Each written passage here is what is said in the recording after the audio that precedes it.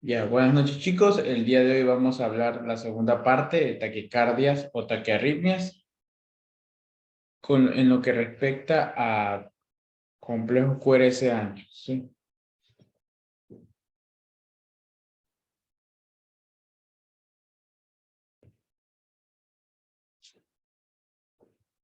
Ya,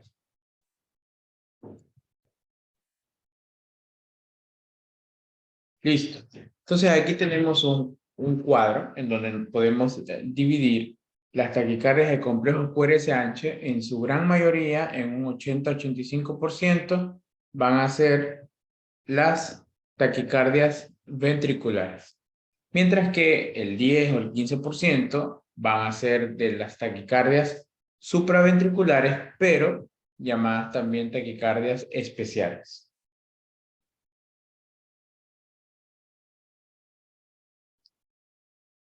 Si observamos este gráfico, podemos definir o ver cuando las taquicardias son por QRS ancho. Aquí tenemos a la mayoría. Si vemos una QRS ancho, esa es netamente una ventricular, pero puede ser que sea una taquicardia supraventricular con bloqueo de rama preexistente. Porque, por ejemplo, si ustedes ven un paciente que tiene en ritmo sinusal, tiene un bloqueo completo de rama izquierda, si este paciente te hace una taquicardia, te va a generar una taquicardia con complejo QRS ancho. ¿Y es taquicardia ventricular? No, es una supraventricular, pero especial, porque tiene un bloqueo de rama ya preexistente. Las taquicardias con bloqueo de rama, ¿sí? Aquí podemos dividir. Las taquicardias especiales es necesario que ustedes conozcan dos básicamente. Las taquicardias supraventriculares con bloqueo de rama y las taquicardias por vía accesoria, que son las que están acá. El Word Parkinson White, por ejemplo, cuando domina la rama accesoria va a generar un complejo QRS ancho por la banda delta. El bloqueo de rama puede ser preexistente o puede ser frecuencia dependiente.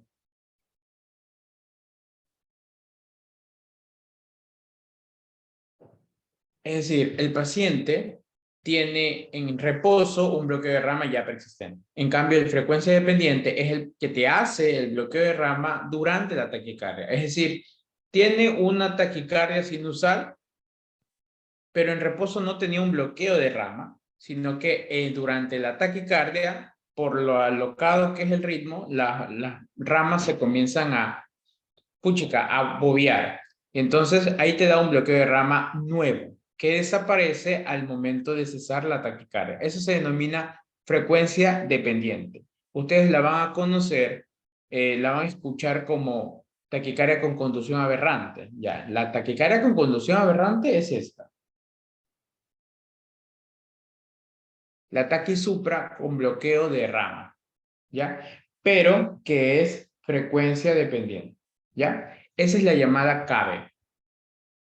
Lo voy a poner aquí entre paréntesis, CABE. Taquicardia con conducción aberrante. Ustedes han escuchado, ¿no? Ya, la gente no le dice bloqueo de rama, porque luego de que se cesa la taquicardia, el paciente vuelve a tener un ritmo normal, ¿ya? La aberrante se le llama a la que es frecuencia dependiente. Y la vía accesoria, ya ustedes ya está. Entonces, vámonos a las taquicardias ventriculares. Estas de aquí pueden dividirse también dependiendo de muchos tipos. Dependiendo la forma del complejo QRS en monomórficas, si todos son iguales dentro de una misma derivación, y las polimórficas si son diferentes dentro de una misma derivación. También hay otro criterio que es el de la duración. Si dura 30 segundos o más, se denomina sostenida. Si duran menos de 30 segundos, se denomina no sostenida. Usualmente las no sostenidas, si no es muy constante, no necesitan tratamiento, mientras que las sostenidas sí, porque ya es una arritmia que en cualquier momento te puede generar inestabilidad hemodinámica. ¿Qué otro criterio tenemos para dividirlas? Tenemos las taquicardias de ventrículo izquierdo, las taquicardias de ventrículo derecho. Y una vez que ya sabemos el ventrículo, si esa es predominantemente en pared libre o en tracto de salida. Pero nos quedamos con monomórfica, polimórfica y sostenida y no sostenida. Entonces aquí tenemos un electro en el que el paciente llega a la emergencia y entonces nosotros decimos, ¿es una taquiarritmia? Por supuesto. ¿Por qué? Porque tiene una frecuencia cardíaca mayor de 100 latidos por minuto. Muy bien. Sigamos. ¿Está estable? Por supuesto que sí. Si no, chocada. Pensemos. ¿Es una taquicardia regular? Sí, porque todas son iguales entre sí. Por tanto, hay que ver el complejo QRS. ¿Cómo está? ¿Ancho o estrecho? Está ancho. Si vemos esto en la emergencia, es una taquicardia ventricular. Se acabó y así lo vamos a tratar. Muy bien. Veamos otro ejemplo. Este es un paciente que tiene una taquicardia. ¿Está estable? Sí. ¿Regular o irregular? Regular. Todas son iguales. La distancia es entre sí. ¿Cómo está el complejo QRS? Está ancho. Por tanto, es una taquicardia ventricular. Se acabó. Más nada que hacer. Y así lo vamos a hacer, siempre, en la emergencia.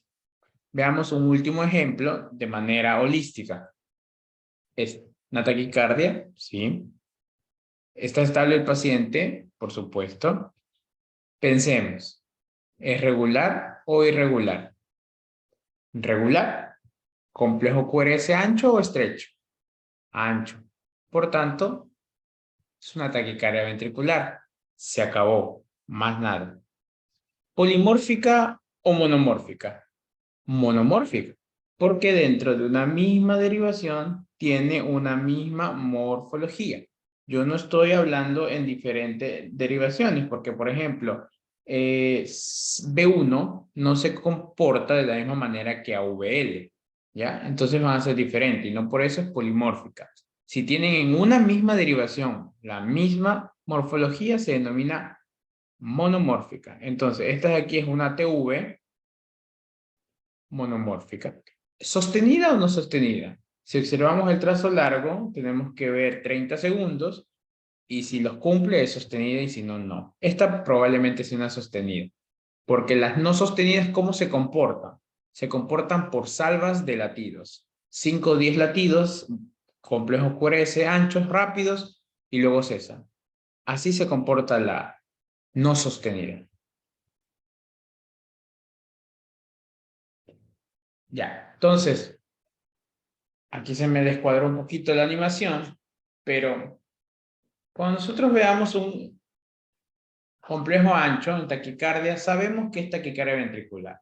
Ya, pero si quieren ser más académicos, quieren ser cardiólogos, a ustedes les va a gustar mucho saber si esa realmente era una TV o era una taquisupra, ¿ya? Porque el tratamiento en la emergencia es el mismo. Es el mismo. No pasa nada. A todos le ponemos amiodarona. Vale. Pero a los pacientes que en estado normal, perdón, cuando ya cesó la taquicardia, ahí va a ser lo diferente. Ahí sí nos interesa a nosotros, ahí sí nos debería interesar si el paciente tiene una TV o tiene una taquisupra con complejo QRS especial, ¿ya? Pero eso es después, antes no. Entonces, durante la taquicardia hay ciertos hallazgos o ciertas cosas que nos van a permitir a nosotros decir con mucha anticipación si eso era una TV o una taquisupra, ¿ya? Entonces, veamos taquisupra, perdón, taquicardia con QRS ancho, frenemos el nodo, ¿ya? Ya sabemos que hay que ponerle el tratamiento del complejo QRS ancho, amiodarona, ¿ya? Los ampollitas ahí, pero podemos frenar el nodo. Entonces, nos va a dar 3 resultados.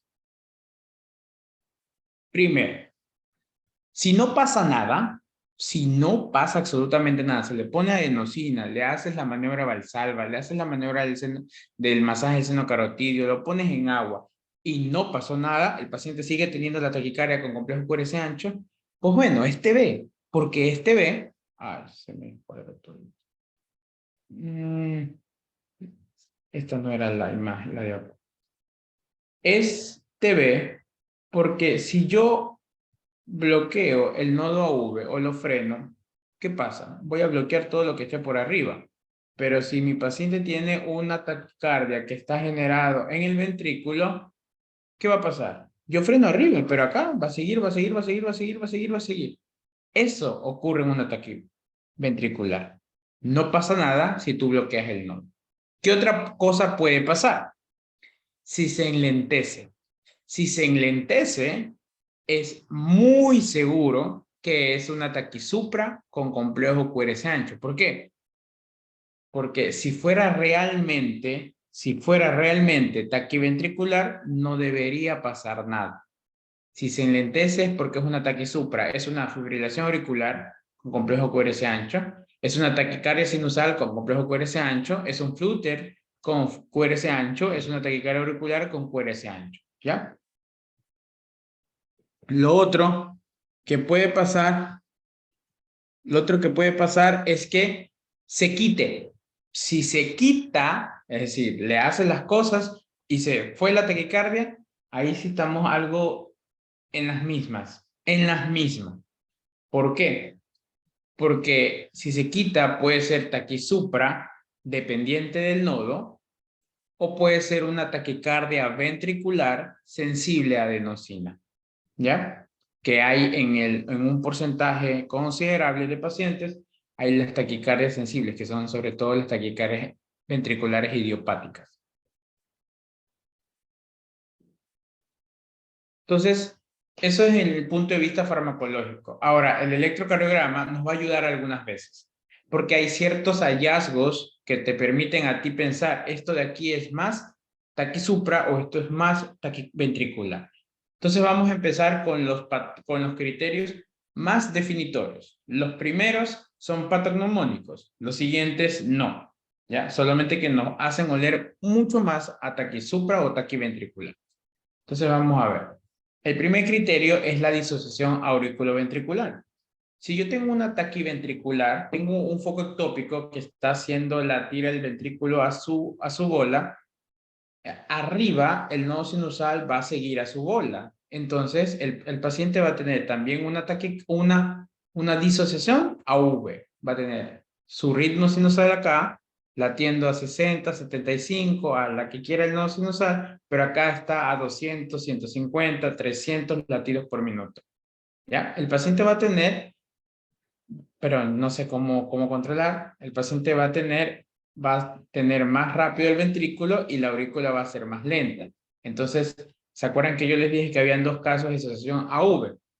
Cuando vean esto, miren la frecuencia ventricular. Si la frecuencia ventricular es normal o lenta, eso es un bloqueo V completo, ¿ya? Porque hay más ondas P que complejo QRS. En cambio, en este de aquí, si ven más ventrículos o más complejos QRS que ondas P, es una taquicardia ventricular, ¿ya? ¿Por qué? Si fuera una taquisupra especial, no debe haber disociación AV, no hay, porque el nodo sinusal o la fibrilación al flúter está enviando todo de manera rítmica al ventrículo, entonces no hay disociación AV. ¿Ya? Entonces, ¿cómo vemos esa disociación AV? Las flechitas están marcándole las ondas P de manera aleatorizada. Vemos acá, acá, acá, acá. El hecho de ver una diferencia considerable de ondas P con complejo QRS, eso te hace pensar patognomónicamente que es una TB. ¿Cuántos complejos QRS hay? Ni puedo contarlos. 3, 6, 9, 12, 15, 18, 21, 24, 27, 30, 33, 36, comparado a 2, 4, 5 onda P. Eso solo puede darse en una taquiventricular. El siguiente criterio patognomónico es la presencia de latidos de fusión y de captura. ¿Qué quiere decir latido de fusión? Vamos a intentar graficar lo que sucede en el corazón.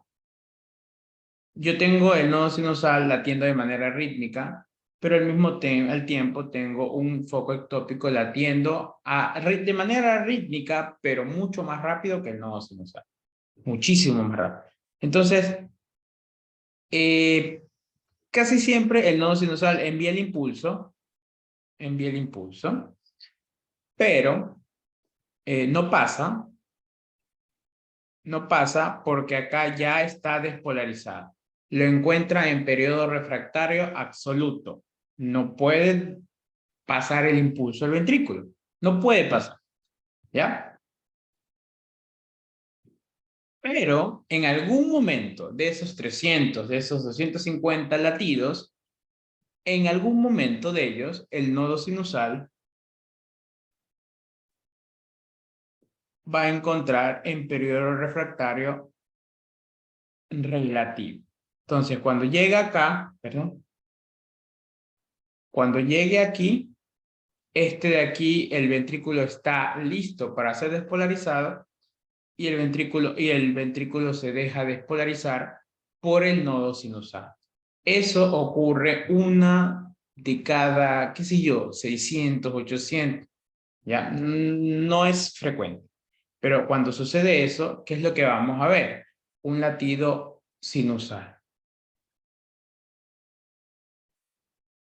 ¿Y cómo se ve el latido sinusal? Se ve un latido perfecto, QRS estrecho, ¿ya? ¿Como cuál? Como la onda, perdón, como el que está señalado por la flechita. Ese se conoce con el nombre de latido de captura.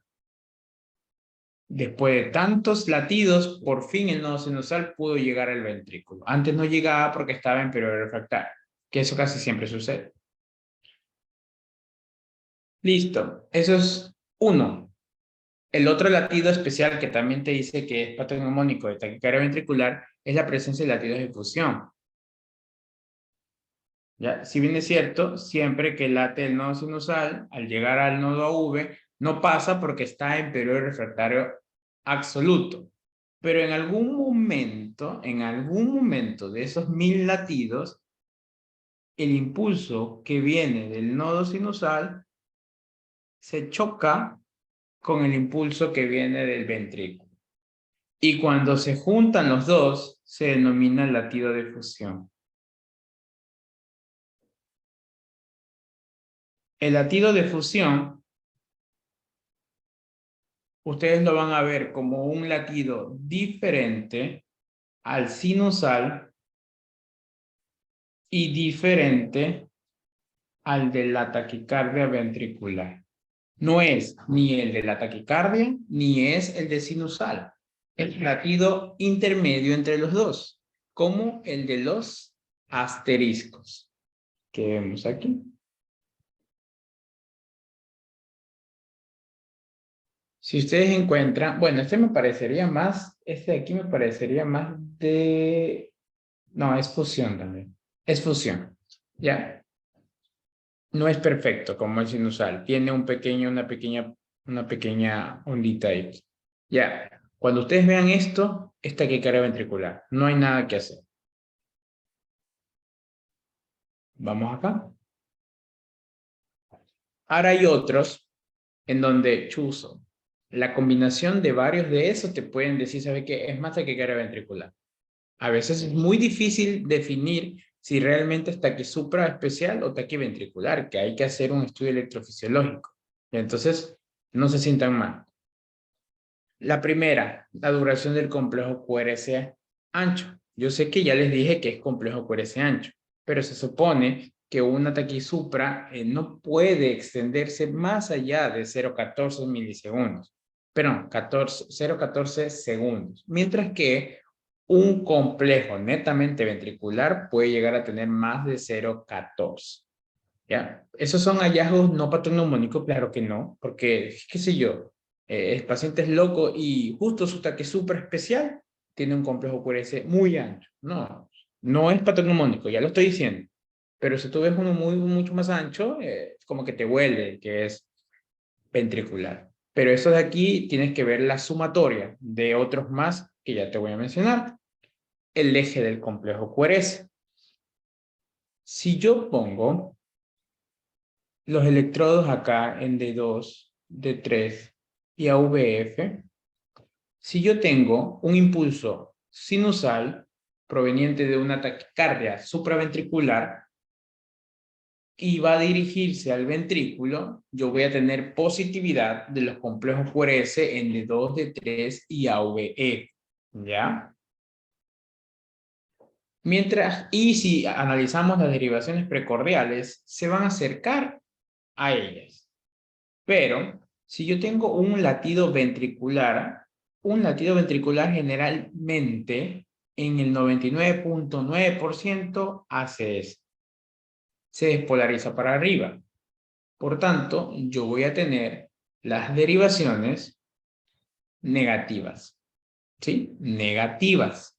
Por eso que se dice, inclusive uno de los criterios de Brugada para taquicardia ventricular es la concordancia de negatividad en las derivaciones precordiales. Si todas las derivaciones precordiales, B1, B2, B3, B4, B5 y B6, es negativo, es 99.9% taquicardia ventricular. ¿Por qué? Porque te está indicando que de abajo se despolariza para arriba.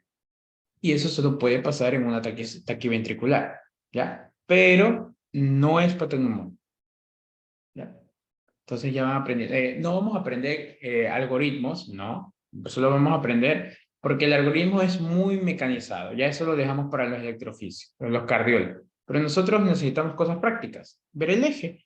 A ver qué pasa. Este eje, ¿cómo está este eje? Este eje está negativo, negativo y negativo. ¿Qué quiere decir? Que va más para arriba, ¿no? Analicemos las derivaciones precordiales. B1 está positivo, B2 está positivo, B3 positivo, B4 positivo, B5 positivo y B6 positivo. Como que no me cuadra, no me cuadra. Y eso sucede, no te cuadra porque tú tienes aquí B1, B2, B3, B4, B5, B6. ¿Ya? Entonces, ¿cómo te puede salir esas positivas si viniera de esta manera? Entonces, ¿y cómo te sale 2, 3 y AVF negativo? Ya, eso sucede. Eso sucede muchas veces. Por eso no es 99 no es 100% seguro. Entonces ya sabemos tres que nos ayudan. No, dos nomás dije. Duración y eje. ¿Cuál es el otro? La concordancia del complejo QRS que yo les dije. Si yo tengo en B1, B2, B3, B4, B5 y B6 complejos netamente negativos, yo voy a estar un 99.99% seguro de que eso es un ataque ventricular. Porque ningún ataque supra, por más aberrante que sea, va a despolarizarme el ventrículo de abajo hacia arriba. No puede, porque viene desde arriba. Ya, viene desde arriba. Entonces, si yo veo todas las derivaciones precordiales negativas, taquiventricular. ¿Ya? Pero no es patognomónico, ya les dije. Siguiente patrón, siguiente criterio. Morfología atípica en precordiales. Por ejemplo, esta de aquí, que yo les dije.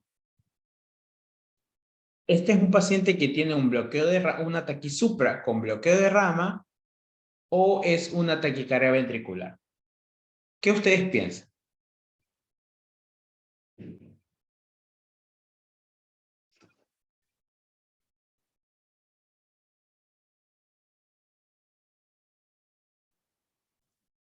Es una taquicardia supraventricular, ¿Por qué, Ángel? ¿Por qué porque, taquisupra especial? porque hay un bloqueo de rama derecha. ¿Ya? Pero yo les dije, pero las taquicardias ventriculares te pueden dar imagen de bloqueo de rama. Por supuesto que sí. ¿Por qué más, Ángel? ¿Por qué es una taquisupra? Parece que el QRS está también menor de 14 y hay las las derivaciones inferiores están positivas. Ya, está positiva, ya. Ok, esta es una taquisupra, ¿sí? Es una taquisupra especial. Hay ondas P. Hay ondas P, pero como que no sé yo si realmente hay una disociación o hay una comunicación 1-1, ¿ya? La explicación de aquí es que ustedes se deben concentrar en las derivaciones donde están los criterios para encontrar bloqueo de rama. Los bloqueos de ramas, yo ya le dije, el de la rama derecha, ¿cuál es la morfología correcta? La segunda R es más alta, ¿sí? Si yo veo que la segunda R es más alta, eso me huele más a que es una taquisupra con QRS ancho. Y ese QRS ancho es porque tenía ya o tiene ahora en la frecuencia dependiente un bloqueo de rama. En cambio, las taquicardias ventriculares tienen solo morfología de rama derecha, pero no tienen un bloqueo de rama derecha. Por ende, la morfología no va a ser R chiquita, R prima grande. No, van a tener diferente. Esa es la morfología atípica del bloqueo de rama. Veamos acá. Esta es otra. Este de aquí parecería ¿qué parecería?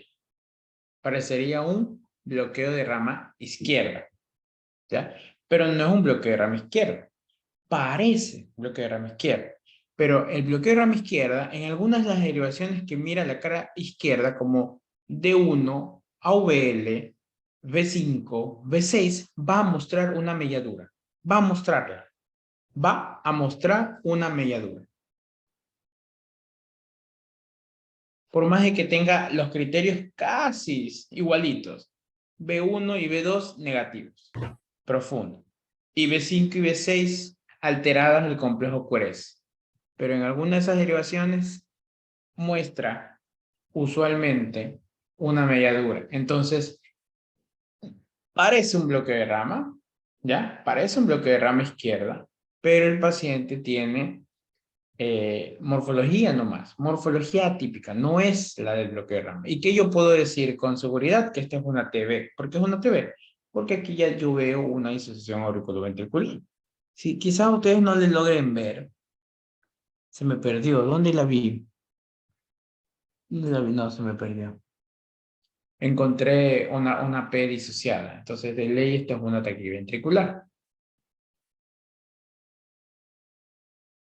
Vamos a esto.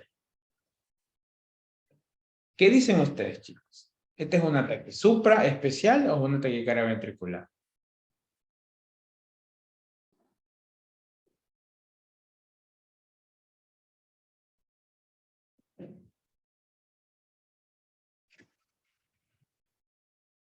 Eso es ventricular. Ya, analicemos las cosas que le dije. Analicemos, a ver, ¿tiene los criterios definitorios? ¿Latidos de fusión? No tiene. ¿Latidos de ruptura? Tampoco tiene. Tiene, ¿cuál es el otro que le dije? Ya, son esos dos patológicos. No tiene. Entonces, los demás deben ser sumatorios. El eje, ¿cómo está el eje? ¿Está negativo en D2, D3 y AUF? Sí lo da. Da para taquicardia ventricular. Vamos a ver los precordiales. B1, B2, B3, B4, B5 y B6 deben ser negativas todas. No, no hay ya. No hay problema. No pasa nada. Veamos, ¿tiene morfología atípica de bloqueo de rama derecha? Sí la tiene. ¿Por qué? Porque en B1 y B2 la onda más grande es la R primera y eso no sucede en la real bloqueo de rama. Entonces tiene dos criterios que me hacen pensar que es un ataque ventricular. Veamos otro. ¿Cómo es la anchura del complejo QRS? Esto es enorme. Esto es enorme. 14. Eso tiene que cuánto. Yo no sé, no alcanzo a verlo. Tiene como 10 cuadritos chiquitos. Tiene enorme. Entonces, esto de aquí tiene un tercer criterio para pensar más de que es un ataque ventricular. Y realmente era un ataque cardiovascular. Sí. Vamos acá. ¿Qué dicen ustedes, chicos?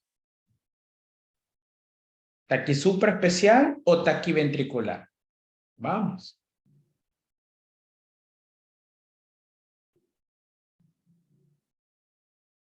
A ver, tienen disociación AV. tiene latidos de fusión, latidos de captura, que son los patoneumónicos de taquicardia ventricular. De ahí los demás son sumatorios. Vamos. Es también ventricular. ¿André? Es también ventricular. Ya, Ángel dice que es ventricular. ¿Alguien dice alguno otro?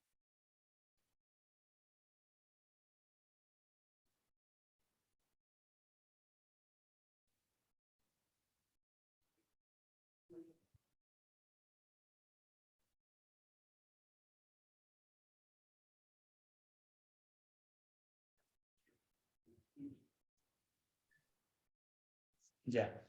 Esta de aquí es una... Vamos a ver, vamos a ver. ¿Tiene latidos de fusión? No. No. ¿Latidos de captura? Tampoco. ¿Tiene disociación AV? No. El paciente tiene conducción AB1-1. Yo veo una onda P con complejo QRS, una onda P con cada complejo QRS. Por tanto, no tiene disociación AV. ¿Ya? No tiene disociación AV. ¿Qué más? Tiene el eje. El eje. ¿Cuál es el eje de las ventriculares? Negativo de 2 de 3 y AUF. Y aquí están positivos. No tiene criterios para ventricular. Vamos a ver la morfología atípica de bloqueo de rama. ¿Tiene bloqueo de rama? Sí, parece bloqueo de rama derecha. Pero ¿qué pasa con la punta? La punta más grande es la de la primera. Por tanto,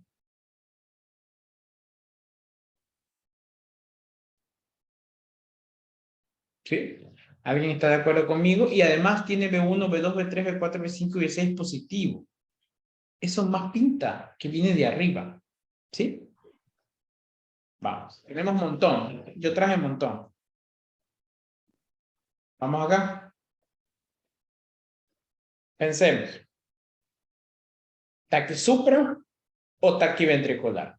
¿Qué dicen ustedes? No es una taquicardia supraventricular. Perfecto. Vamos a ver. El complejo QRS es ancho. ¿Sí? Es ancho. Es ancho. Es ancho esa vaina. Ya, pero ¿qué tiene? ¿Latidos de fusión? No tiene. ¿Latidos de captura? Tampoco tiene. ¿Disociación AB? No. Todas tienen P antes. P antes, P antes, P antes, P antes, P antes, P antes. Ya. Veamos el eje. ¿Cómo está el eje? Negativo en D2 de 3 a OBF, ¿no? Está positivo. Bueno, al menos D2 está positivo. Bueno, D a VF también está positivo, ¿sí? OVF también está positivo. No cuadra para ventricular. Veamos. Todos los complejos QRS son negativos en precordiales. Negativo, negativo, negativo, negativo, negativo. Ay, no, aquí es positivo. No cuadra para ventricular. Morfología típica de bloqueo de rama. Sí, parece que tiene un bloqueo. Sí, aquí parece que tiene un bloqueo. ¿De qué? De Rama rama izquierda. izquierda. Y tiene melladura, por supuesto, eso es bloqueo de rama izquierda. Entonces el paciente tiene un ataque supra especial. ¿Pero por qué es especial? Porque tiene asociado un bloqueo de rama izquierda. ¿Ya? Ahora, si luego del cese de la taquicardia el paciente sigue teniendo el bloqueo de rama izquierda, se denomina taquisupra con bloqueo de rama previo. Si no, si desaparece ese bloqueo de rama, se denomina taquisupra con bloqueo de rama frecuencia dependiente. ¿Ok? Frecuencia dependiente. Muy bien, excelente, excelente. Vamos acá. Vamos acá. Síganme el algoritmo para que traten de... No es algoritmo mío, pero, o sea, no es algoritmo de Oriana, pero sigan como yo los hago para que se les haga fácil, porque es muy complicado. Se lo juro que es súper complicado. Vamos. Aquí solamente hay 3 derivaciones. Está de 1, de 2 y de 3. Vamos a ver. ¿Taque supra o taque ventricular? Parece. Parece taquiventricular o taquisupra. Las dos cosas parecen. Vamos a ver. Latidos de ¿cómo se llama? De captura. ¿Tiene latido de capturas? ¿Sí o no? ¿Tiene Para mí, latidos de captura? no. Ya. ¿Latidos de fusión?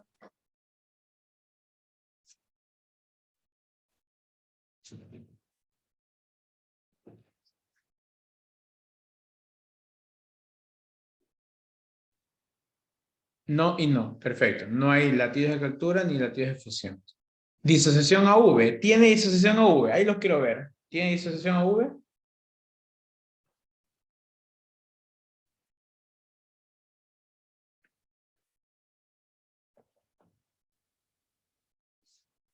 ¿Sí o no?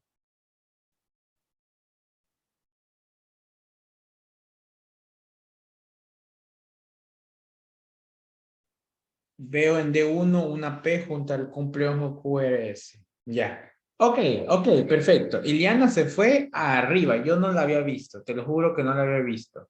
Porque yo para electro soy el más vago. Solamente me enfoqué en esta de aquí y vi P, P, P, P, P, P, P. Pero Iliana se dio cuenta. P, P, P, P, P, P, P. Ah, no, caramba. No, está bien, Iliana. Te felicito, te felicito, te felicito. Se ve mucho mejor en D1. Se ve fantástico. ¿Qué cosa? La disociación. Que yo tenga una P, no una P. Una P, no una P. Una P, no una P. Una P, no una P. Una P, no una P. Una P, no una P. Una P, no una P. Así son las taquicardias ventriculares. Disociación auriculoventricular. Perfecto, perfecto. Ahora veamos. Tiene eje de bloqueo de ventricular. Este es de 2, Sí. este es de 3. ¿Cómo están? Negativo, negativo. Parece más taquicardia ventricular. ¿Y el complejo QRS cuánto mide? Saquemos. 5, 6, 7, 8. Puchica, mide 28. 280, 0,28. Mide montón. ¿Ya? Mide montón. Entonces, más de taquicardia ventricular. Excelente. Muy bien. Vamos a ver. Vamos a ver esta de aquí. Tómense un minuto y analicen todos los datos que yo les di. Al inicio va a ser difícil, pero busquen si tiene latidos de fusión, latidos de captura, disociación AV, miren el eje en D2, miren el eje en precordiales y aparte miren la duración. Pongo el último en la duración porque no te vas a poder dejar guiar por eso. Vamos, veamos. Un minuto les doy, ¿ya?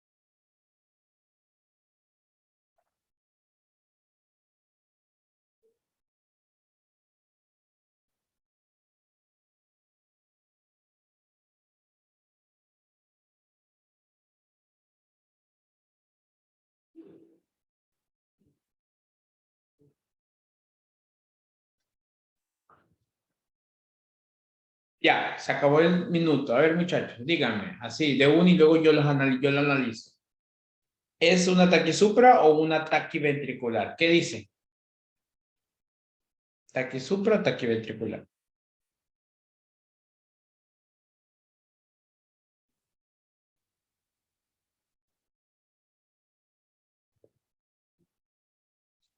Más ¿Ataque parece supra o ataque... ventricular.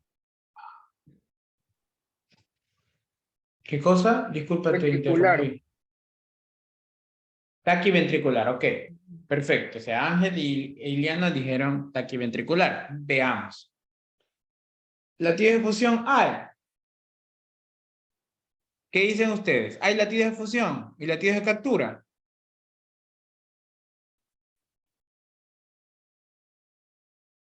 Yo creo que sí. Yo creo que Liliana es muda, creo. Abajo. ¿Pero abajo qué? ¿Hay o no hay? Esa es la respuesta, la pregunta que le estoy haciendo. ¿Hay o no hay?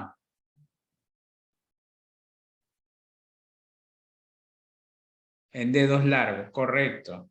En dedos largos hay latidos de fusión y latidos de captura. Hay las dos cosas. Este es el ritmo de la taquicardia. De la taquicardia. No sé si es taquicardia ventricular. Pero aquí yo veo latidos bonitos y aquí veo uno que ni es el bonito ni el de la taquicardia. Ya, por tanto, el paciente tiene latidos de fusión, sí, y latidos de captura también. Por ende, es una taquicardia ventricular. Se acabó. Siempre buscar lo patognomónico. Veamos. ¿Tiene disociación AV? ¿Qué dicen ustedes? ¿Tienen disociación o no disociación?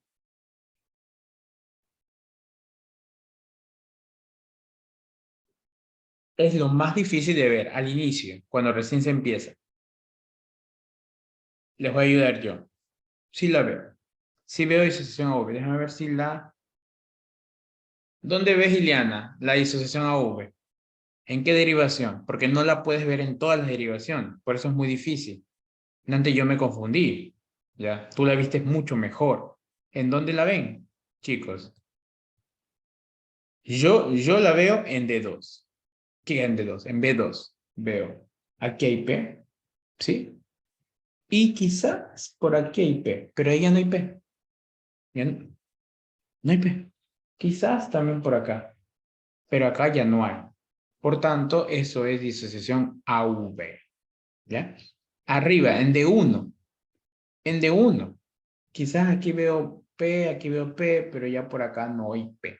¿Ya? Entonces, este U. Veamos el eje. ¿Es negativo en D2, D3 y OF? Negativo, negativo, negativo. Muy bien. ¿Es negativas todas en precordiales? No, no pasa nada. Yo ya sé que eso es una taquiventrícula. Sigamos. Sí mismo, un minuto, chicos. ¿Taquiventricular o taquisupra? Especial.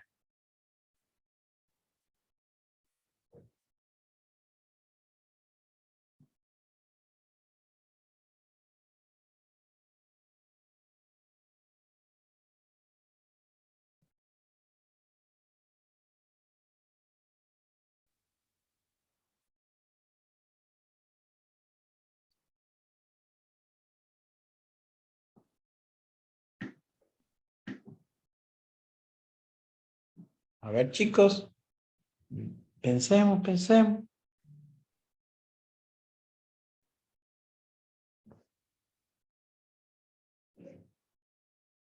Es un ataque supra. Si no mal no me Taquisupra, equivoco, ¿ya? si no me equivoco, con bloqueo de rama izquierda. Bien, está bien, ¿sí? Quiero que ustedes traten de observar lo que yo veo. En B5 encuentro toda la conducción uno a uno. ¿Están conmigo? Uno, uno. Uno, uno. Uno, uno, uno, uno, uno, uno, uno, uno, uno, uno, uno. Perfecto. Lo caché, lo capté. Es lo más difícil de ver. Si hay o no disociación a V o conducción uno a uno. Si hay uno a uno, puchica, eso es taquisupra. Taquisupra. Pero veamos. El eje. ¿Cómo se llama? En la cara inferior. D2 está positiva. D3 está positivo, AV es positiva. Chuzo, como que viene de arriba, ¿no? Ya. Veamos acá en las precordiales si todas son negativas. No, caramba, todas son positivas. Pues chuzo, como que viene de arriba, ¿no? Como que viene de arriba. Y la morfología. La primera es más grande que la segunda. Muy bien, excelente. Veamos acá.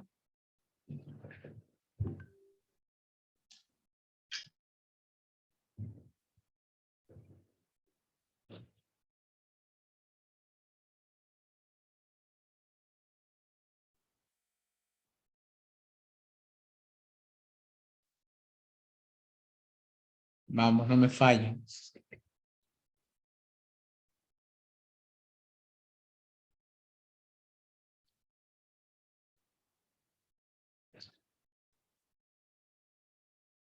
Ya, y dice TV. ¿Qué dice Ángel? ¿Qué dice ¿Quién es la otra? ¿Qué dice Margot? ¿Qué dice Gabriela?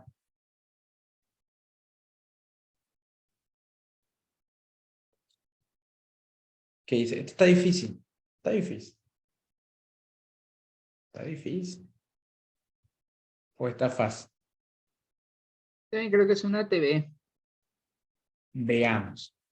¿Latidos de fusión y ligatura? No. No, Disociación a ver. Puchiga, se me hace difícil verlo. tampoco. Se me hace difícil. No la veo. No veo. Ni siquiera veo pez. ¿Ya? No, no veo. Veamos. Eje. Negativo en D2, 3.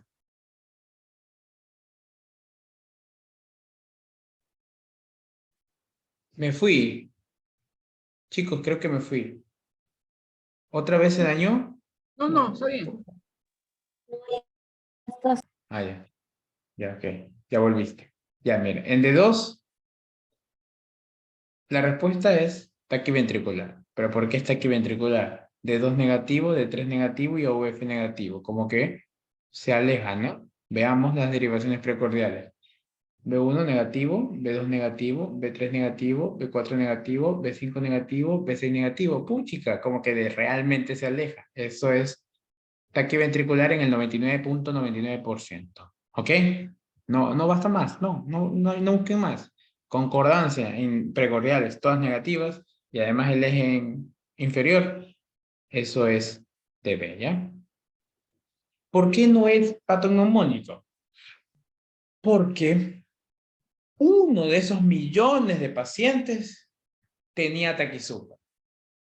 Pero es una taquisupra media imbécil, que daba un giro, una reentrada y te daba, y se alejaba de las precordiales. ¿Ya? Por eso no se puede decir que es patognomónico, ¿ya? Porque uno de esos millonésimos pacientes tiene taquisupra. ¿Ya? Veamos acá, veamos otro.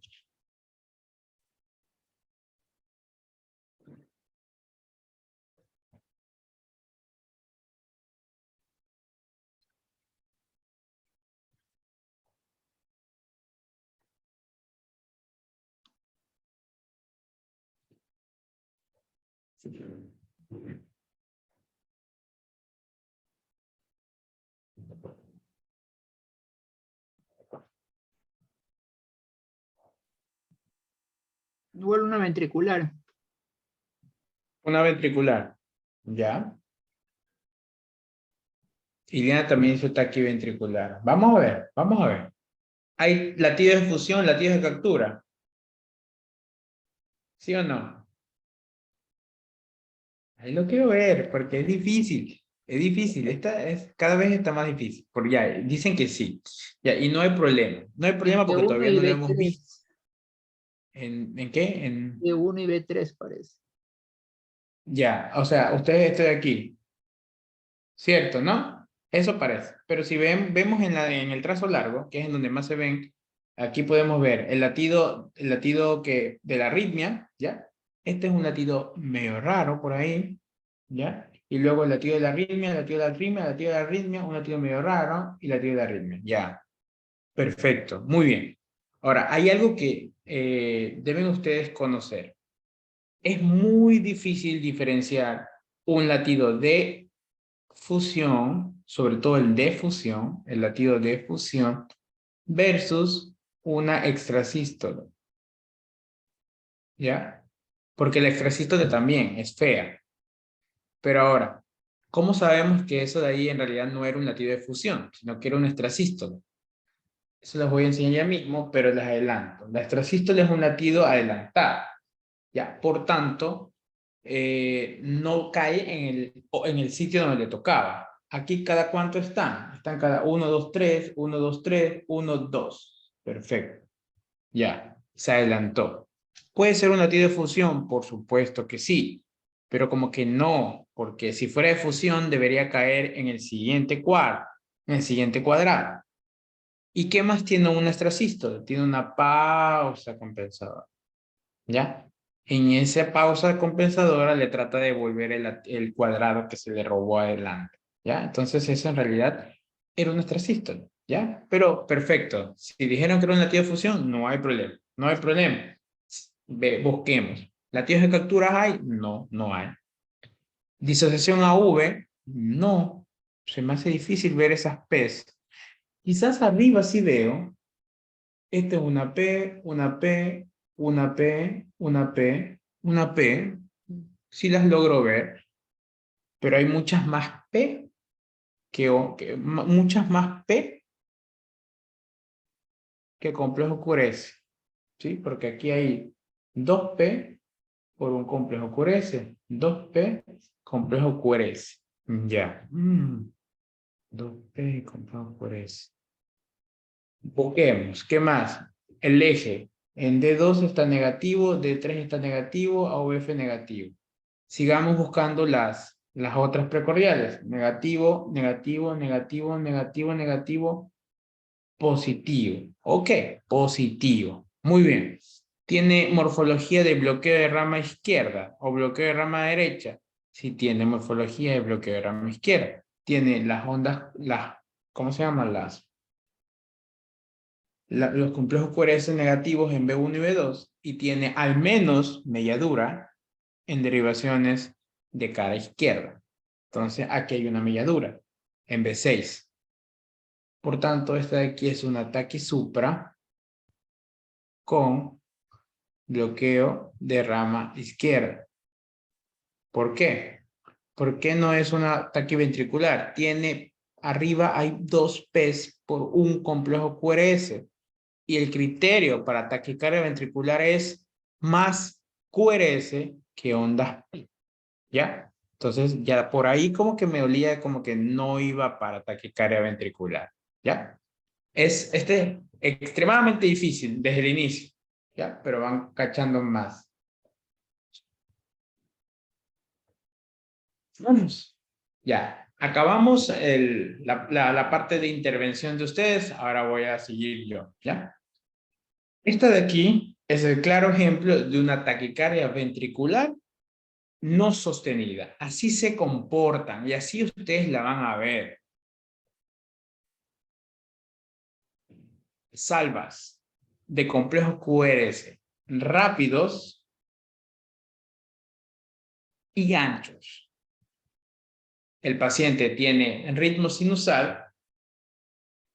Acá de ley tenía un ritmo sinusal y luego vino un complejo QRS ancho. Otra vez, ritmo sinusal, taquicardia ventricular no sostenida, otra vez ritmo sinusal, y luego taquicardia ventricular. Este paciente te va a llegar a hacer una taquicardia ventricular no sostenida, pero sostenida si no solucionas el problema que está provocando la taquicardia. Es decir, el paciente algo tiene, está en UCI, tiene algún trastorno metabólico, tiene algún trastorno electrolítico, cualquier cosa, el paciente te va a hacer una taquicardia ventricular sostenida, pero en este momento está con la no sostenida. Pero veamos.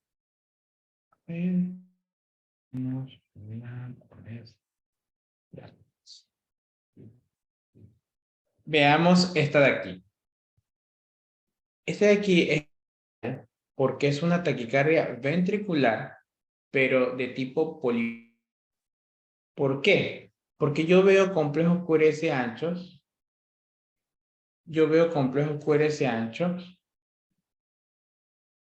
Pero que tienen una morfología un poco especial. ¿Ya? Se denomina taquicardia ventricular polimórfica. ¿Por qué es polimórfica? Porque si analizamos dentro de una misma derivación, tiene morfologías diferentes. ¿Sí? Tiene morfología. Esta de aquí está más puntiaguda, esta de aquí tiene una melladura, esta tiene una melladura mucho más expresiva, esta de aquí está más como embarazada, tiene diferentes morfologías. Por tanto, es una taquicardia ventricular polimórfica. Y de ella, la peligrosa es la taquicardia torcidas de punta.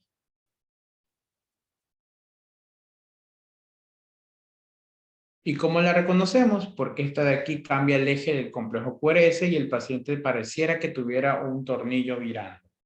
Entonces, sube, baja, sube, baja, sube, baja. Así es la torcida. Eso ya el paciente entra en parada, ya se va a fibrilación ventricular. Está a segundos de hacer una fibrilación ventricular. Acá está un poquito más grande, ¿sí? El paciente en ritmo aparentemente normal y de repente salvas y comienza a hacer la taquicardia. ¿Ya? Esta es torcida de punta.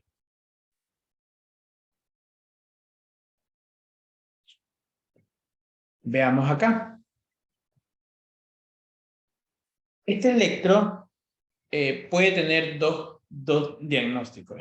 Unos pueden decir que esto de aquí es una torcida de puntas y tienen razón, es una torcida de puntas porque es una de diferentes morfologías, si se dan cuenta, varias morfologías y además que cambia el eje. Ok, perfecto. Pero si vemos unos segundos más, el paciente ya en realidad está entrando en fibrilación ventricular.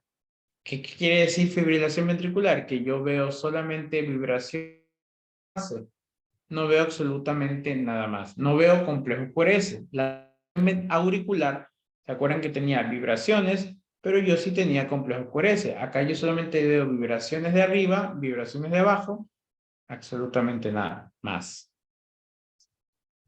¿Alguna pregunta de las taquicardias ventriculares? ¿Sí? Déjenme quitar esto. Pues no es. Ya. ¿Tienen alguna pregunta? No. Pasamos a las extrasístoles. ¿Sí? Las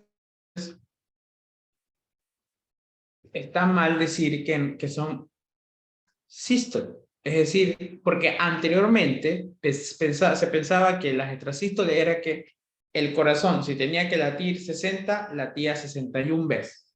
Ok, era una contracción adicional y no. Es una contracción prematura. Es decir, no late en el momento que debió latir, sino que latió antes. Entonces, ¿cómo podemos ver?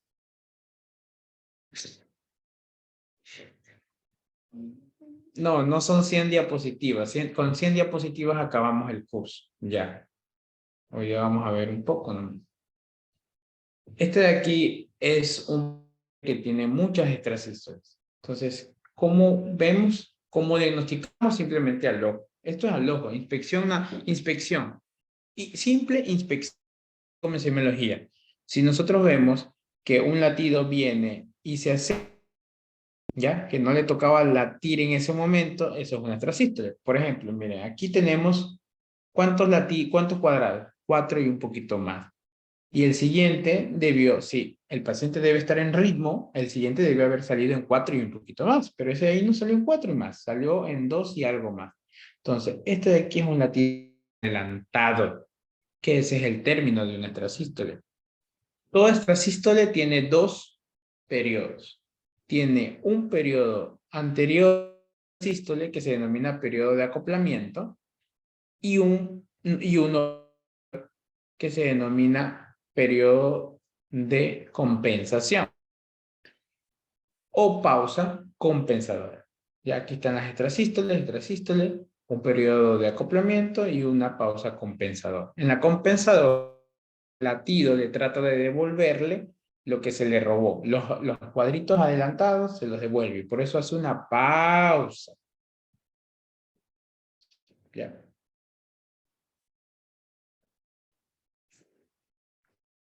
Dividir o clasificar las extrasístoles en dos grandes grupos, supras y ventriculares. Las supras ventriculares se caracterizan porque tienen ese estrecho, mientras que las complejos QRS anchos se denominan ventriculares.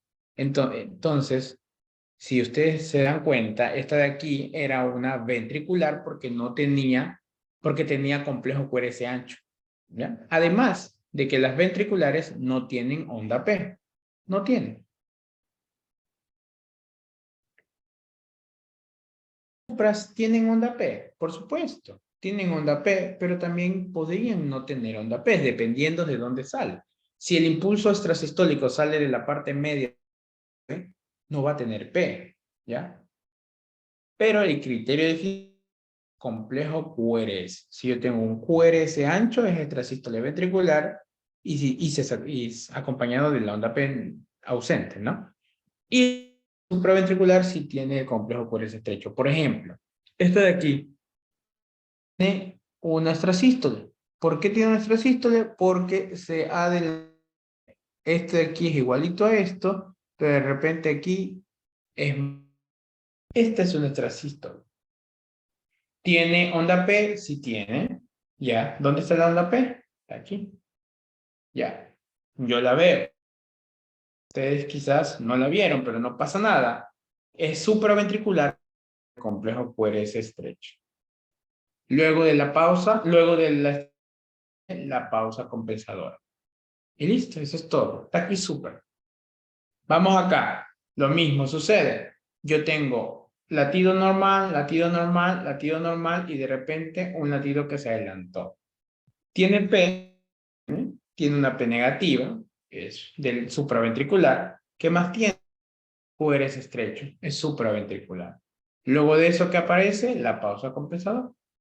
Si nosotros vemos los siguientes, latido, latido, latido, otra vez extrasístole, P, QRS estrecho y pausa compensadora. Entonces, este de aquí es una extrasístole supraventricular, las dos de ellas. Veamos parte de patrones. ¿Cómo se presentan esas extrasístoles? Pueden venir de diversos patrones. Puede ser que te salga un I por cada 1000 latidos, eso se denomina aislada y todo el mundo tiene. Si ustedes le hacen un Holter, pueden tener hasta el 4.99% de extrasístoles en el día, de todos los latidos. Son miles de latidos. Entonces, no pasa nada. Si están aisladas, ¿qué quiere decir aislada? Que te viene una de vez en cuando. Otro es en grupo, es decir, así como cuando ustedes van de paseo con sus amigos, vienen en grupo. Entonces, las extrasístoles pueden aparecer también pueden aparecer de a 2, pueden aparecer de a 3, pueden aparecer de a 4. Si aparecen de a 2 se llama dupla o dupleta. Si viene de a 3 se llama triada. Y si aparecen de 4 se llama tetrada. Pero ahora, si ya aparece 4, ya no decimos extrasístoles en tetra. Decimos el nombre de taquicardia ventricular no sostenida, porque 4 latidos juntos ya te está provocando en la frecuencia cardíaca un aumento. ¿Sí? Veamos acá.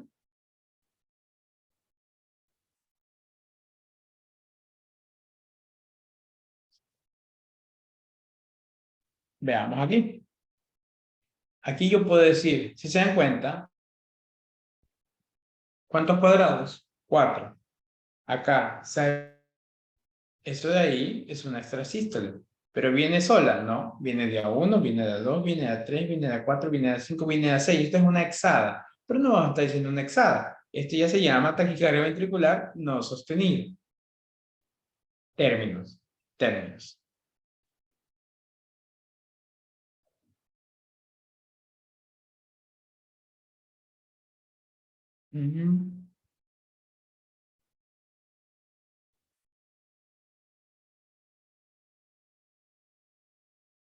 Bueno, antes de pasar y utilizar esta diapositiva, ¿por qué es importante el periodo de acoplamiento? Siempre todo el mundo habla de la pausa, pero el periodo de acoplamiento no es acortamiento, es acoplamiento.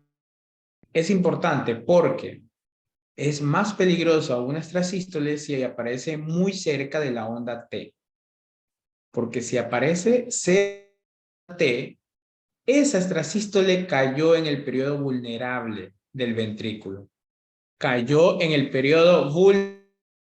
¿Ya? Y eso te va a generar una taquicardia ventricular. La va a generar. Entonces, y te puede llegar a ser torcida de puntas. Eso es muy importante. Chicos, ¿ustedes qué dicen? ¿Es una extrasístole o no es una extrasístole? ¿Es supraventricular o es ventricular?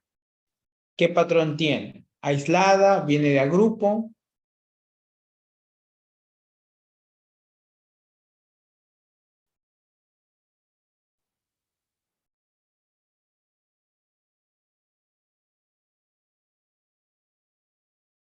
Sí, es extrasístole, pero es supraventricular.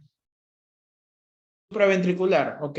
Los criterios para la supraventricular era necesariamente tener un complejo QRS estrecho. Y aquí está ancho. Por tanto, es uno ventricular. ¿Sí? Es uno ventricular, chicos, ¿sí? Además, onda P. ¿Ya? No tiene onda P. ¿Es aislada? No, no es aislada porque mis ojos están viendo varias veces ese extrasístole. ¿Qué más? ¿Es una grupo? No, porque no viene de A2, de A3, ni de A4, viene solita. Cuando aparece, ¿ya? Es otro patrón que se denomina repetición. Es decir, cada 2 latidos aparece, cada 3 latidos aparece, cada 4 latidos aparece. Esas son peligrosas porque ya tener un patrón repetitivo al final del día va a provocar que en tu monitoreo del corazón al día te salga un montón de porcentaje de, ¿ya? Y por cada extrasístole del paciente pierde fracción de inyección, porque si se contrae antes de tiempo no se llena bien y el paciente puede llegar a tener al final del mes, al final del año, no se sabe cuánto tiempo te puede una taquimiocardiopatía.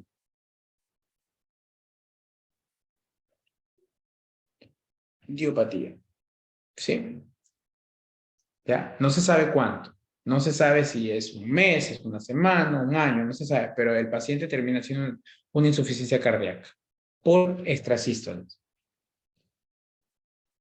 ¿Cómo está el periodo? ¿Tiene sí? No es tan corto, afortunadamente, si hay distancia entre QRS y la onda T, por ahí como que no hay peligro de que haga un ataque cardiovascular, y la pausa compensadora sí la tiene. Entonces, eso es una extrasístole en repetición. ¿Pero qué patrón le ponemos?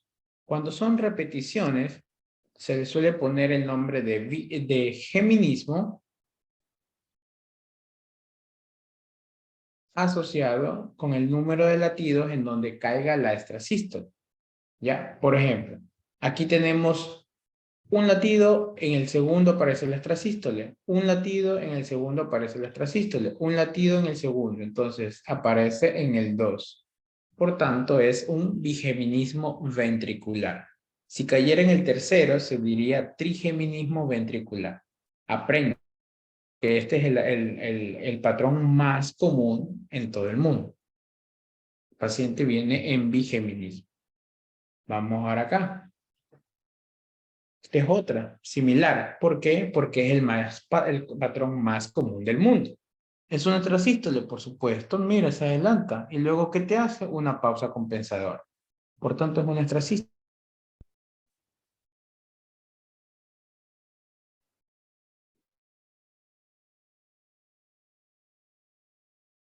¿Qué tipo? ¿Es ventricular o supraventricular? ¿Qué dicen ustedes? ¿Qué dicen ustedes, chicos? ¿Supra o ventricular?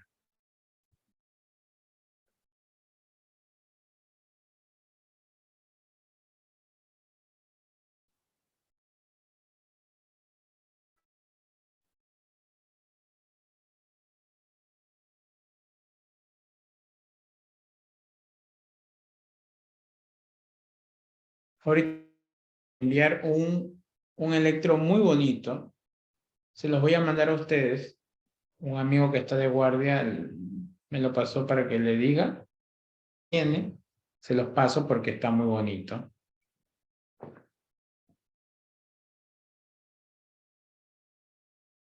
Díganme.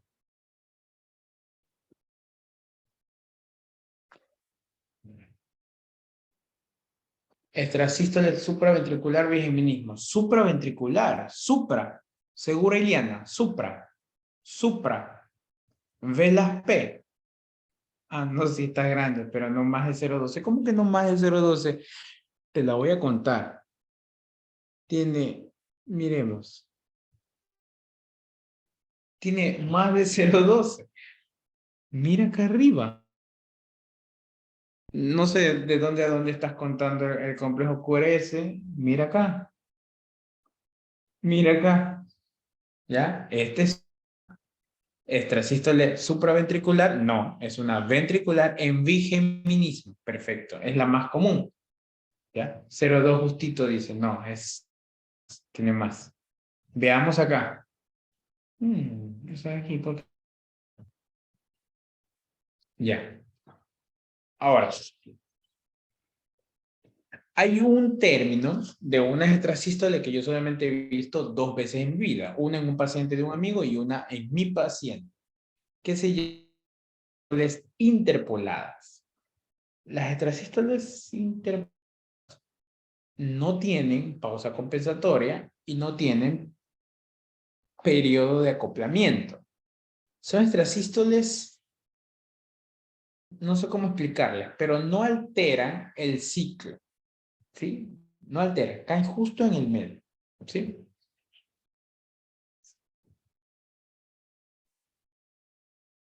A ver.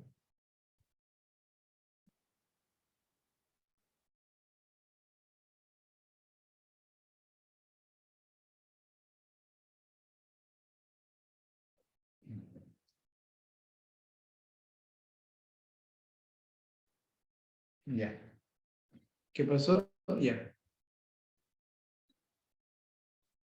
Vamos ahorita a hablar de el último tema. Esta es la última clase. Cardiopatía isquémica y miscelánea.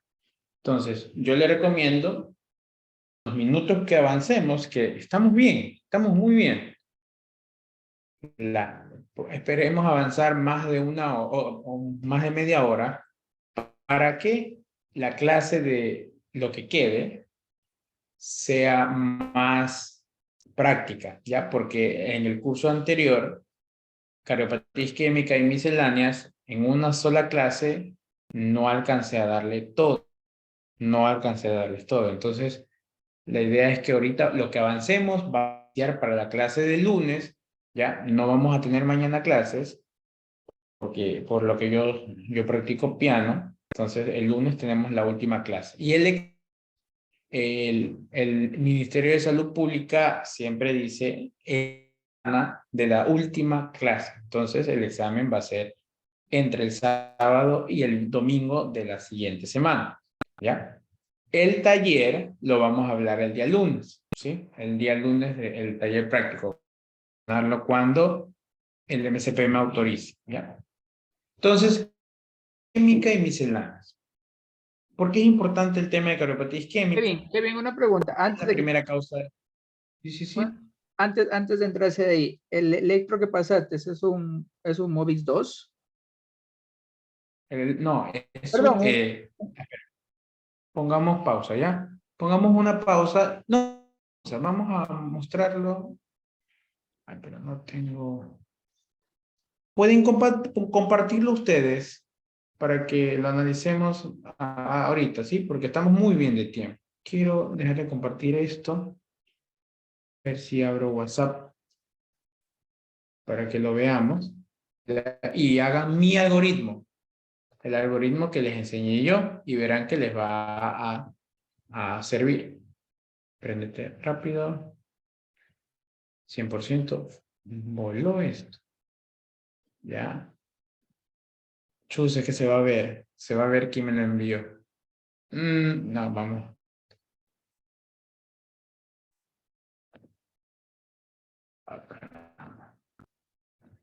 Pero igual se ve. Igual se ve. Igual se ve. Igual se ve. Ya. Bueno, veamos. Compartir. Déjame ver.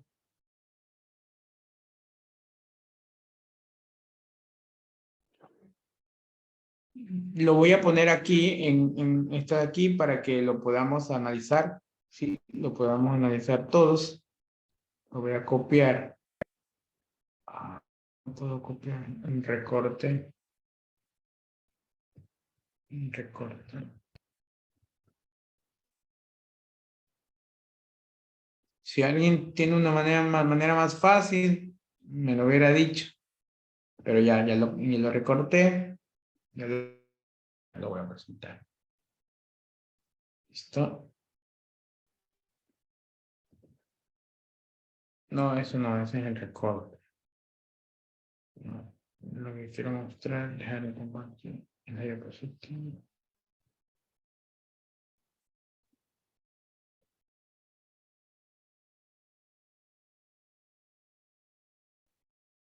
Listo. Entonces, veamos. ¿Qué tiene este? ¿Qué tiene este paciente?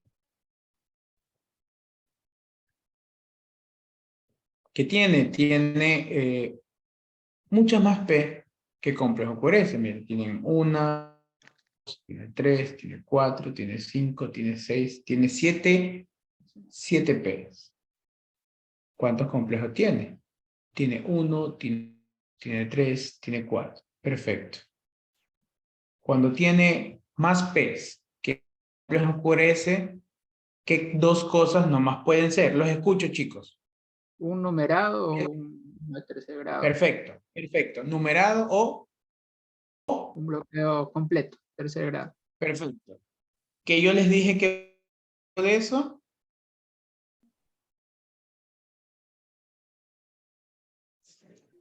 Vamos, chicos.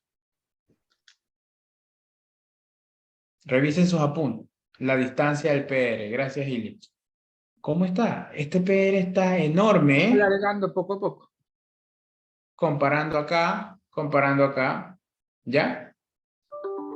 No puede ser Movitz, ¿ya? Te trata de engañar pensando que es Movitz. El Movitz jamás tiene muchas cosas que no puede ser. Mira, tienen una P aquí, tiene una P antes de T, porque esta de acá atrás es la T, ¿ya? La P es la que está adelante. Entonces, ¿qué más tiene? Un Movitz nunca tiene dos ondas P en cada intervalo. Nunca. No tiene, porque se supone que el Movitz tiene latido normal, y una P. En esos latidos normales, el Movitz 1 va alargando, mientras que el queda igualito, pero no tiene otra P añadida. No tiene. Ya, los que tienen esos son numerados y son correctos. Entonces, aquí tiene, si se dan cuenta, tiene una P, otra P, ¿ya? Acá que tiene una P, tiene, acá tiene una P, ya, ahí tiene una, y acá tiene una, pero tiene dos en algunas, entonces eso ya no puede ser Movitz. No puede. El Movitz siempre se respeta. Un latido bonito, otro latido bonito, otro latido bonito, ¿ya? Entonces aquí la respuesta correcta es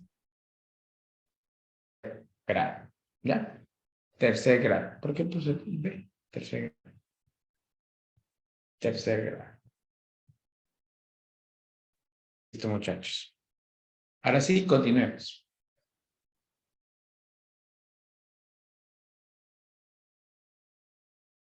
La cardiopatia es la primera causa de mortalidad. Y no solamente a nivel mundial, sino a nivel de Ecuador. Nadie se muere más parto del corazón.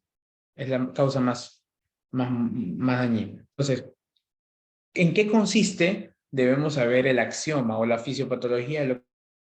Todo sucede por el oxígeno. Ese gran amigo que nosotros tenemos un montón en el aire debe estar siempre en equilibrio. Siempre debe estar lo mismo que se gasta y lo mismo que ganamos, ¿ya? Debe estar fuerte la demanda. Pero la cardiopatía isquémica surge cuando ese oxígeno se comporta como nuestro sueldo, en el que nosotros gastamos más de lo que ganamos, ¿ya? Cuando la oferta y la demanda están desiguales, ahí ocurre cardiopatía isquémica. Esa cardiopatía isquémica en 3 espectros. Casi siempre solamente se enseñan 2 espectros, pero el otro solamente lo voy a mencionar, porque también debe incluirse. La cardiopatía isquémica crónica, la cardiopatía isquémica en episodio agudo y la muerte súbita. Muchos de los pacientes con la cardiopatía isquémica o llamado también infarto no alcanzan a llegar al hospital, no alcanzan. Se mueren en la casa, se mueren en el trabajo, se mueren en la calle. No alcanzan. Entonces, es también parte del espectro, pero como ni siquiera se puede llegar al hospital, se lo aísla un poco. Nos quedamos con la crónica y la aguda. Ambas tienen, bueno, la muerte súbita, el infarto fulminante, ese es el que la gente le dice, infarto fulminante. Crónica y la aguda, ambos se manifiestan sintomatología. Dolor coronario, que se denomina angina.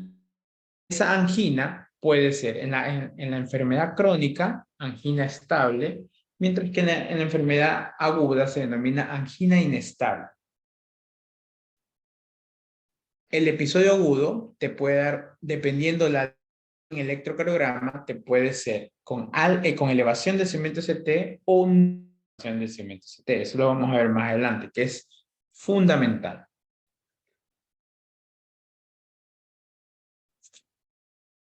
En cuanto a la clínica, ustedes ya saben qué es la angina, ¿ya? Pero la angina es estable en la crónica y en el agudo. Pero ¿cómo sabemos cuándo es estable? Son 3 criterios. El primero es la semiología clásica que ustedes aprendieron. La ALICI del dolor. El 2 son los aumentantes o factores exacerbantes del dolor. Y el 3 son los factores atenuantes o disminuyentes del dolor. En la semiología clásica vamos a tener el ALICI, como les dije. A de antigüedad, tiempo, ¿cuánto le duele? La angina estable suele durar de 5 minutos. Rara vez te llega a durar hasta 30 minutos. Por encima de 30 minutos piensa más que eso es una angina inestable. La localización. La angina estable te puede doler desde la mandíbula a... ¿ya? Pero la localización típica es que sea retroesternal, en el área precordial. Intensidad es un dolor 10 sobre 10, de los 10 en semiología.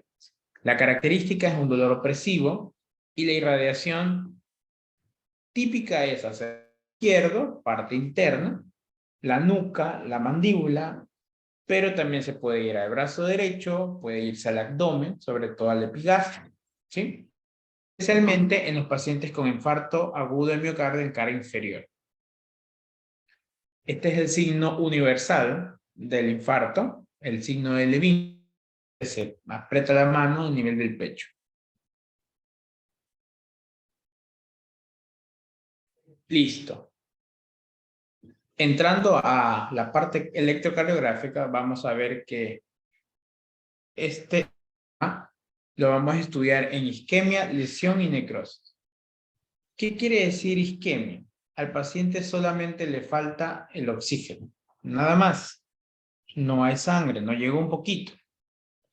Esa isquemia va a afectar un segmento, una parte del complejo del electrocardiograma. ¿Qué parte es? La onda T. Esa onda T te la puede hacer positiva, picuda, o te la puede hacer negativa, invertida. Cuando es T picuda, se denomina una isquemia subendocárdica, mientras que cuando es invertida, es una isquemia subepicárdica.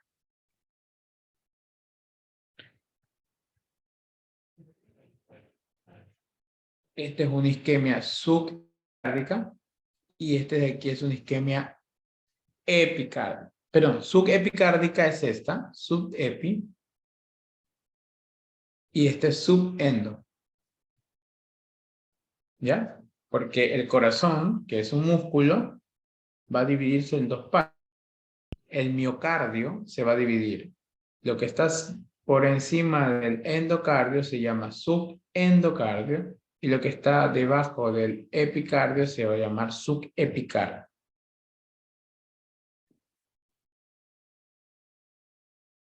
La lesión es cuando el paciente, además de oxígeno, ya le faltan nutrientes, ya las cosas se complican más, ya no tiene material suficiente para hacer la actividad eléctrica del corazón. Ya comienza a tener motilidad significativa. La lesión compromete al segmento ST, ese que debería ser netamente, ahora aquí se va a alterar, se va a volver hacia arriba o se va a volver hacia abajo. Si se eleva, se denomina supra-ST. Si se denomina infra-ST. El supra-ST es la lesión subepicárdica. Esa es la lesión mortal, el infarto agudo de miocardio. Mientras que si es la parte, si se infra, se denomina lesión subendocardia. Aquí tenemos una lesión sub. ¿Y por qué se provoca esto? Por una ruptura, siempre una ruptura de la placa de aterón, una erosión. ¿Qué segmento va a afectar? El segmento ST.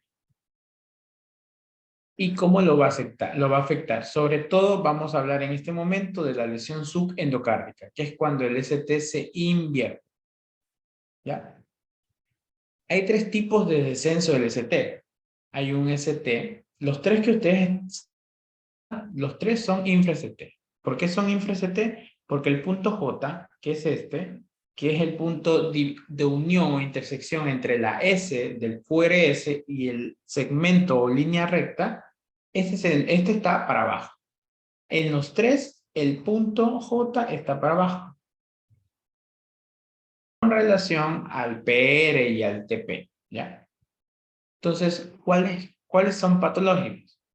¿Cuáles son patológicos? Los dos de acá. Este de aquí es fisiológico en el ejercicio. El infra-ST con pendiente positiva, eso es normal en toda taquicardia, ¿ya? Toda taquicardia. Mientras que el infra-ST con pendiente descendente o segmento recto es patológico.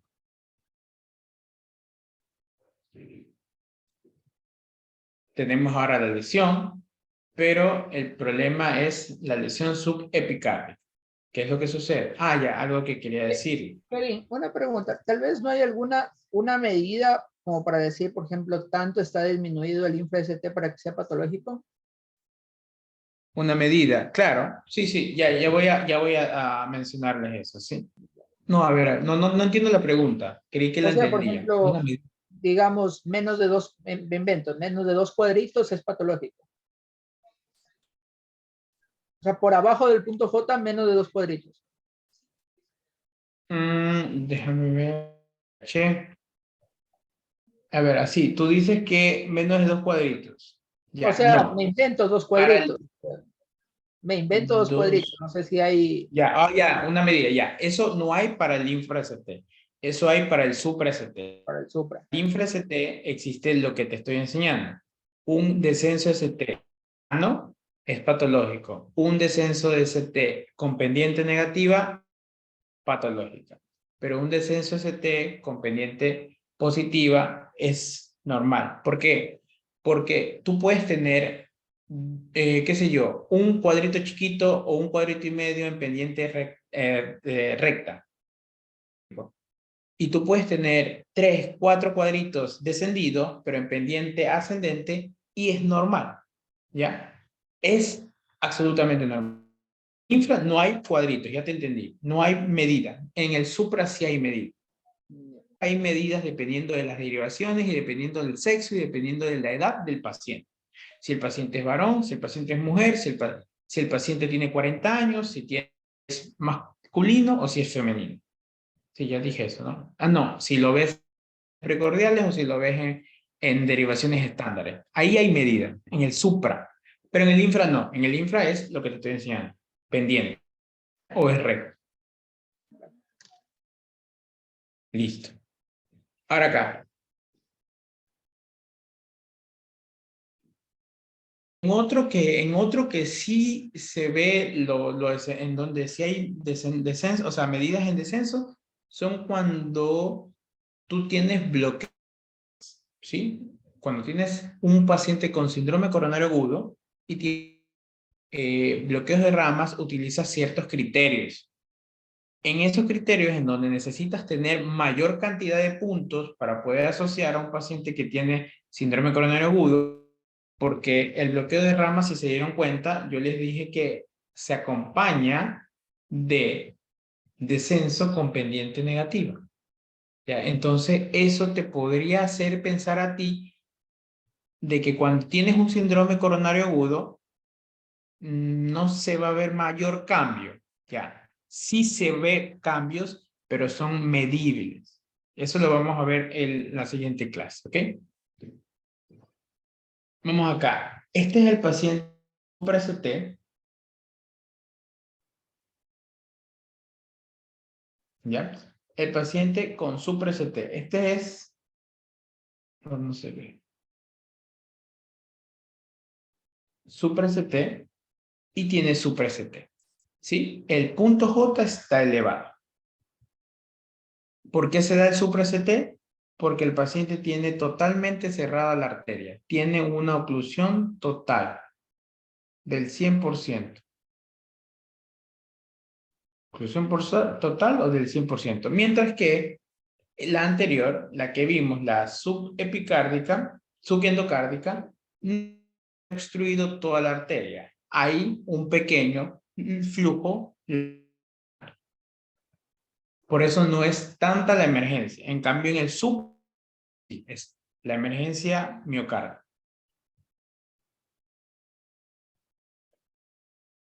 Una vez que ya pasamos de la afectación, ahí viene algo mucho más grave. Cuando el paciente a la célula del miocardio ya no solamente le falta sangre, ya no solo le falta oxígeno, nutrientes, sino que ya se murió definitivamente y se necrosó y ya se rompió y bota las enzimas. Eso se denomina necrosis. ¿Y la necrosis en dónde se va a ver? En la onda Q. En la onda Q. Que la va a volver una onda Q patológica. Porque ustedes ya saben que la onda Q es normal que exista.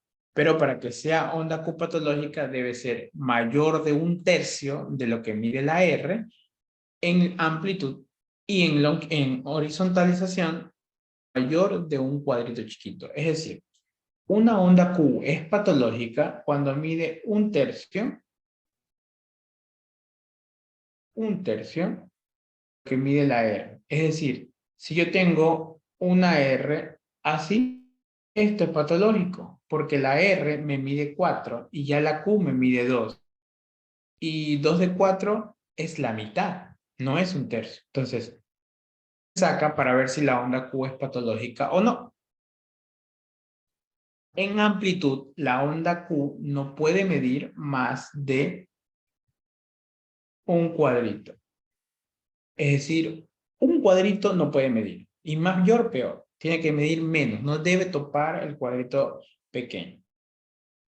Esto de aquí, ¿en dónde es correcto? En todas las derivaciones D3. En D3, tú puedes tener una onda Q patológica. En D3, solita. Puedes tener una Q que mida muchísimo más que la R. Puedes tener una onda Q que mida mucho más que un cuadrito y no hay problema. Y aprendido que cuando veas eso, tienes que hacerle inspirar al paciente y ahí ver o hacerle un electrocardiograma. A lo que inspira y mantiene el aire, la onda Q desaparece. ¿Ya?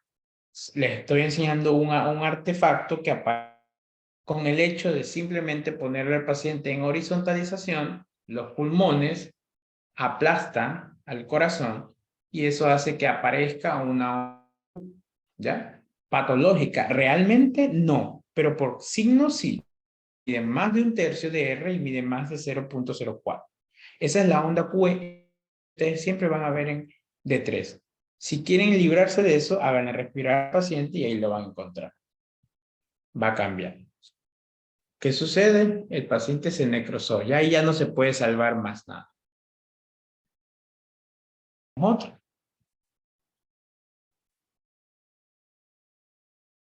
La Q de esta manera. Es ancha, es más de un cuadrito. Mide, bueno, aquí no mide más de un tercio, o sí. Déjame ver. Tiene 1, 3. No, no mide, pero mide, es muy ancha. Mide casi 2 cuadrados. ¿Se dieron cuenta? Ya, una Q nunca puede medir eso. Nunca, jamás. Jamás. El septum es pequeño. El septum se despolariza rapidísimo. Se despolariza rapidísimo. No se puede medir tanto.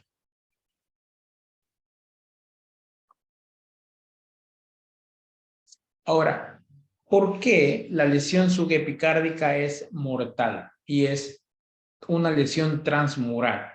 Porque los vasos sanguíneos llegan saliendo de las arterias coronarias por encima del corazón, epicardio y poquito a poquito. Entonces, si yo tengo aquí, no pasa nada. No pasa. Esta zona es la que se afecta. No pasa nada. Esta es una lesión cardíaca. Pero ¿qué pasaría si yo tengo un trombo acá arribísima? En las coronarias grandes, subepicárdicas. ¿Qué se va a ver afectado?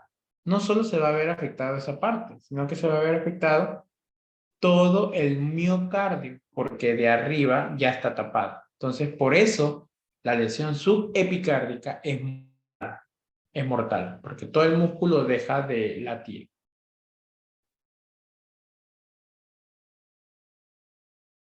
Vamos a las caras del corazón.